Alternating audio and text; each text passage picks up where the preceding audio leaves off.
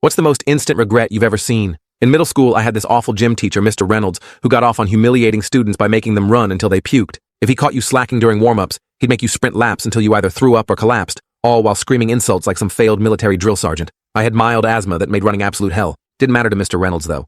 He thought I was exaggerating to get out of work. Everyone has a little trouble breathing sometimes. He'd dismiss whenever I mentioned it.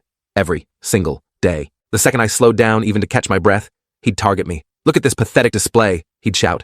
"No wonder you're such a weakling." The worst part? Everyone in class would laugh while I had no choice but to keep running until my lungs felt like they were literally on fire. This torture went on for almost 2 months. One day I finally snapped after he wouldn't let me grab my inhaler during one of his punishment sessions. I was gasping for air, literally seeing spots, and this sadistic jerk just kept yelling that I was faking it. So I did some digging and found out something pretty interesting.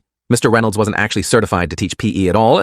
He was supposed to be a history teacher, but they moved him to gym because they were short-staffed 3 months into the semester. And according to the school handbook, yeah, I actually read that boring thing, non-certified staff weren't allowed to assign physical punishment. The next time he targeted me, I played along, but right after school, I marched straight to the principal's office. I politely asked Principal Garcia if unqualified teachers were allowed to force students to do physical punishments, and her face just dropped, like completely drained of color. She'd apparently been suspicious about his methods, but hadn't realized he was actively endangering students with asthma. The very next day, Mr. Reynolds was gone, just disappeared. Best part? A few weeks later, I spotted him working at a Dick's Sporting Goods. I walked in, made direct eye contact, and just smiled at him. The look on his face was priceless.